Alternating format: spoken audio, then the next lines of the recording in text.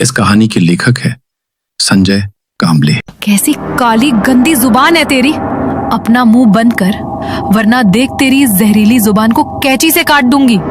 अस्पताल की दूसरी मंजिल के वार्ड में ये चीख गूंज उठी। उसी समय सीढ़ियों पर भारी जूतों की आवाज सुनाई दी। इंस्पेक्टर साहब तेजी से खाली बरामदे में चल रहे थे। उनके पीछे 2 सिपाही और अस्पताल के प्रमुख डॉक्टर जोशी भी कदम से कदम मिलाकर चल रहे थे। सर, मैं 2 दिनों के लिए मुंबई गया था। वहां हेलुसिनेशन नाम की मानसिक बीमारी पर एक कार्यशाला आयोजित की गई थी, जिसमें मुझे मुख्य अतिथि के रूप में बुलाया गया था। तो आप वापस कब लौटे? एक उल्टा, क्या काली जुबान है तेरी। तुम्हारे परिवार ने तुम्हें यहाँ शायद इसीलिए पटका है क्योंकि तुम ऐसी बेतुकी मनहूस बातें करती हो। इंस्पेक्टर साहब चलते चलते रुक गए। जिस दिशा से आवाज आ रही थी वो महिला वार्डन ठीक उनके सामने थी, लेकिन उसका ध्यान उस मरीज पर था जिस पर वो चिल्ला रही थी। वो मुड़ी और अचानक इंस्पेक्टर को अपने ठीक पीछे खड़ा देख सहम गई। जरा बीच में से हटने की जहमत उठाएंगी? माफ कीजिए सर। मावशी डर कर एक तरफ हो गई। इंस्पेक्टर साहब ने आगे बढ़कर उस आधे खुले दरवाजे से भीतर झांका। कमरे में गहरा अंधेरा था। कोने में एक मरीज बैठा था जिसका चेहरा साफ नहीं दिख रहा था, बस उसके चश्मे के सफेद कांच अंधेरे में चमक रहे थे। इंस्पेक्टर ने महसूस किया कि उस मरीज की नजरें अपनी कोठरी से निकलकर सामने वाले कमरे पर टिकी थी। ये पीछे वाला कमरा किसका है और आप कौन है? मैं यहाँ की वार्डन हूँ सर, मुझे सब मावशी कहते हैं। इंस्पेक्टर ने बिना कुछ कहे उस बंद कमरे का दरवाजा खोला। डूबते सूरज की तिरछी किरणें कमरे के गंदे फर्श पर पड़ी। कमरे से एक अजीब सी सड़ांध आ रही थी, मानो महीनों से सफाई ना हुई हो। इंस्पेक्टर की नजरें कमरे में घूमने लगी। बाईं ओर दीवार से सटे बिस्तर पर खून के सूखे हुए तप्पे थे।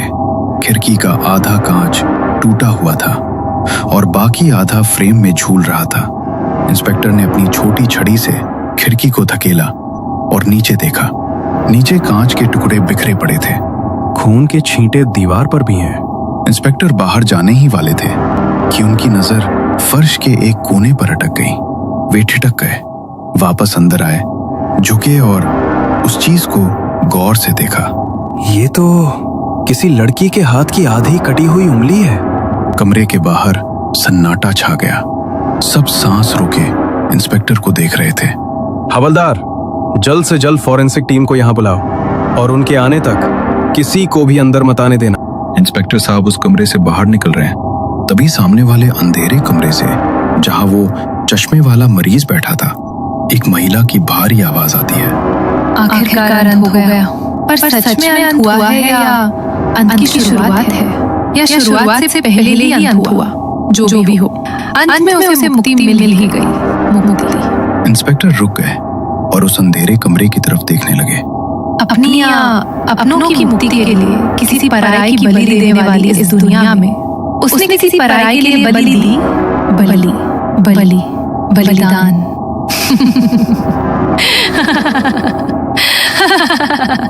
उस पागल महिला की बहकी बातें सुनकर महिला वार्डन ने गुस्से से उसके कमरे का दरवाजा बंद कर दिया और बोली, सर, ये सुजाता है। इसे वो बीमारी है, क्या नाम है उसका? हेलुसिनेशन। हाँ वही। इसे भूत प्रेत दिखते हैं। कैसे कैसे अजीब लोग आते हैं इस पागल खाने में। इंस्पेक्टर साहब ने उसकी बातों को नजरअंदाज किया और आगे बढ़े। वे गलियारे के अंत में बने जर्जर बाथरूम के पास पहुंचे। वहां अस्पताल का चौकीदार और मावशी का पति खड़े थे, जो पुलिस को देखते ही सहम कर हट गए। अंदर कोई है? कोई जवाब नहीं आया। इंस्पेक्टर अंदर दाखिल हुए। सफेद फर्श पर मुंह के बल एक लाश पड़ी थी। पास ही एक स्टेनलेस स्टील का धारदार चाकू पड़ा था, जो बल्ब की पीली रोशनी में चमक रहा था। गला रेत कर मारा गया है।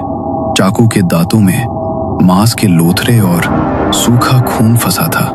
गले से बहा खून फर्श पर जम चुका था, जिससे वहां एक गाढ़े लाल रंग की मोटी परत बन गई थी। मरने वाले की आंखें खुली थी और शीशे की तरफ देख रही थी। इंस्पेक्टर ने शीशे पर देखा। वहां खून से 2 शब्द लिखे थे, लेकिन संदेश अधूरा था। हत्यारा अंदर आया, कत्ल किया, और आसानी से चला भी गया और किसी को भनक तक नहीं लगी। यहाँ का चौकीदार क्या कुंभकर्ण की नींद सो रहा था? सब खामोश थे। तभी इंस्पेक्टर की नजर वॉश बेसिन पर रखे एक मोबाइल फोन पर पड़ी। उन्होंने जेब से रुमाल निकाला और फोन को उठाया। डिस्प्ले ऑन है और साउंड रिकॉर्डर चल रहा है। शायद ये मैसेज कातिल ने रखा था वहां मौजूद हर एक के लिए। मोबाइल फ्लाइट मोड पर था। शायद कातिल नहीं चाहता था कि रिकॉर्डिंग के बीच कोई कॉल आए। इंस्पेक्टर ने रिकॉर्डिंग सेव की और प्ले बटन दबाया। एक गहरी खामोशी के बाद स्पीकर से एक युवक की आवाज गूंजने लगी। प्यार प्यार। लोग कहते हैं ये प्यार अंधा होता है, प्यार इस दुनिया की सबसे खूबसूरत कल्पना, लेकिन कभी कभी ये एक डरावनी हकीकत बन जाता है।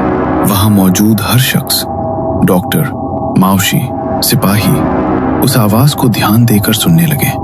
ये संदेश शायद उन सब के लिए ही छोड़ा गया था। मैंने भी प्यार किया, उसके चेहरे पर मुस्कान लाने के लिए सब कुछ किया, लेकिन सोचा नहीं था कि मेरे अंधे प्यार का अंत खून से लथपथ इस मंजिल पर होगा। ये अंत है या शुरुआत, इसका फैसला आप कीजिएगा। इस सब की शुरुआत कुछ सप्ताह पहले उस रात हुई। रात के 10 बजे थे। सर्दी का मौसम था और चांद बादलों के साथ लुका छिपी खेल रहा था। हम दोस्त चौराहे पर खड़े थे, तभी माहौल बदल गया। बचाओ! वो आवाज इतनी भयानक थी कि हमारी हंसी मजाक तुरंत बंद हो गई। गली सुनसान थी। स्ट्रीट लाइट्स में से ज्यादातर खराब थी। लोग अपने घरों से बाहर निकल आए। ये आवाज सुनी तुमने? ये कहाँ से आ रही है? हाँ भाई, मैंने भी सुनी। शायद उस नए वाले घर से आ रही है जो गली के आखिरी छोर पर है। हम दोबारा वही चीख सुनाई दी। इस बार दिशा साफ थी। हम सब उस घर की तरफ भागे। गली के आवारा लड़कों ने वहां के बल्ब फोड़ दिए थे, इसलिए वहां काफी अंधेरा था। लेकिन उस घर के दरवाजे पर लगा एक बल्ब अंधेरे से लड़ रहा था। उस घर में कुछ दिन पहले ही एक परिवार आया था। एक मेडिकल की छात्रा, बेहद खूबसूरत, 20-22 साल की होगी। उसके चेहरे पर सुबह की धूप जैसी ताजगी थी, लेकिन आंखों में एक गहरी उदासी और नींद की कमी साफ दिखती थी। सकी बड़ी बड़ी काली आंखें, मानो किसी का राज जानती हों। उसके लंबे घने बाल जो अक्सर उसके चेहरे पर आ जाते थे। वो साधारण सूती कुर्ता और जीन्स पहनती थी, लेकिन उसकी चाल में एक अजीब ठहराव था। मैंने उसे कभी सामने से नहीं देखा था, बस दोस्तों से सुना था। जल्दी चलो, दरवाजा तोड़ना पड़ेगा। हम दरवाजे पर पहुंचे। अंदर से अभी भी चीखें आ रही थी। मैंने आओ देखा न ताओ कंधे से धक्का देकर दरवाजा खोल दिया। अंदर का नजारा देखकर हमारे पैरों तले जमीन खिसक गई। उसकी माँ दीवार का सहारा लेकर रो रही थी और सामने वो लड़की एक कुर्सी पर बैठी थी। उसके पिता उसे कसकर पकड़े हुए थे और उसका सगा भाई अपनी ही बहन को रस्सियों से बांध रहा था। ये क्या कर रहे हैं आप लोग? अपनी ही बेटी के साथ छोड़ दीजिए उसे। लड़की सिसक रही थी। वो सफेद गाउन में थी, बार बिखरे हुए। रस्सियों की रगड़ से उसकी कलाइयों से खून रिस रहा था। उसकी नीली आंखों में एक गहरी थकान थी, जैसे वो सदियों से लड़ रही हो। उसे देखते ही मेरे मुंह से बस एक ही बात निकली, कर्स्ड ब्यूटी, एक शापित सौंदर्य। घर के अंदर तनावपूर्ण माहौल था। लड़की की सिसकियां गूंज रही थी। पिता की पकड़ धीरे धीरे ढीली पड़ गई। उनकी उंगलियां कांपने लगी और फिर जैसे उनकी सारी ताकत खत्म हो गई हो, वे वहीं जमीन पर बैठ गए। अपने दोनों हाथों से चेहरा ढककर वे फूट फूट कर रोने लगे। ऐसा लग रहा था जैसे उनके कंधों पर पूरी दुनिया का बोझ आ गया हो। शांत हो जा मेरी बच्ची, भगवान के लिए शांत हो जा। तेरी माँ यहीं है, तुझे कुछ नहीं होने देगी। माँ ने उसके चेहरे से बाल हटाए। अब मैं उसका चेहरा साफ देख पा रहा था। वो वाकई खूबसूरत थी, लेकिन उस खूबसूरती में एक खौफनाक परछाई थी। वो अपनी माँ की गोद में सिर छिपाने की कोशिश कर रही थी, लेकिन बीच बीच में अचानक कांप उठती और डरकर इधर उधर देखने लगती। अरे भाई साहब, ये सब क्या हो रहा है यहाँ? क्या हुआ इस बच्ची को? डॉक्टर को दिखाया है या नहीं? सजा भुगत रहे हैं हम, बहुत बड़ी सजा। शायद मैंने पिछले जन्म में कोई ऐसा पाप किया होगा जिसका फल आज मेरी बेटी भुगत रही है और मेरा पूरा परिवार भी। उन्होंने ये तो कहा कि ये पाप का फल है, लेकिन असल में हुआ क्या था ये बताने से साफ इनकार कर दिया। उनकी आंखों में एक ऐसा डर था जो बयां नहीं किया जा सकता था। भीड़ धीरे धीरे छट गई। हम सब वापस आ गए। उस रात मैं अपने बिस्तर पर लेटा था, लेकिन नींद कोसों दूर थी। क्या हुआ होगा उस लड़की को? ऐसी कौन सी बीमारी है जिससे वो मेडिकल स्टूडेंट होकर भी नहीं लड़ पा रही? और उसका परिवार, वे उसे बांध क्यों रहे थे? दीवार पर बल्ब के पास एक छिपकली एक कीड़े का शिकार करने के लिए घात लगाए बैठी थी। मेरी नजरें उस शिकार पर थीं, लेकिन दिमाग में बस वही चेहरा घूम रहा था, वो शापित सौंदर्य। आखिर कब तक वो ऐसे तड़पेगी? क्या मैं कुछ कर सकता हूँ?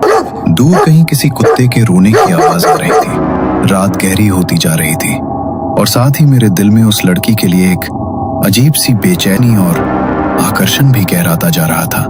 यहीं से शुरुआत हुई मेरे उस दीवानेपन की, जिसने आज मुझे और उसे इस अंजाम तक पहुंचा दिया। इंस्पेक्टर अस्पताल के बाथरूम में रिकॉर्डिंग सुन रहे थे। उन्होंने रिकॉर्डिंग बंद करते हुए गंभीर मुद्रा में कहा, शापित सौंदर्य और पाप का फल। मामला सिर्फ कत्ल का नहीं है डॉक्टर जोशी। इसकी जड़ें उस घर और उस लड़की की बीमारी में छिपी हैं। आखिर वो लड़का कौन था और उस अस्पताल में मिली कटी हुई उंगली के पीछे कौन सा खौफनाक रहस्य छिपा है? क्या उस उंगली का और उस रहस्यमयी लड़की का कोई गहरा कनेक्शन था? इन सारे सवालों के जवाब जानने के लिए देखिए संजय कांबले द्वारा लिखित प्रपोज कहानी का अगला एपिसोड।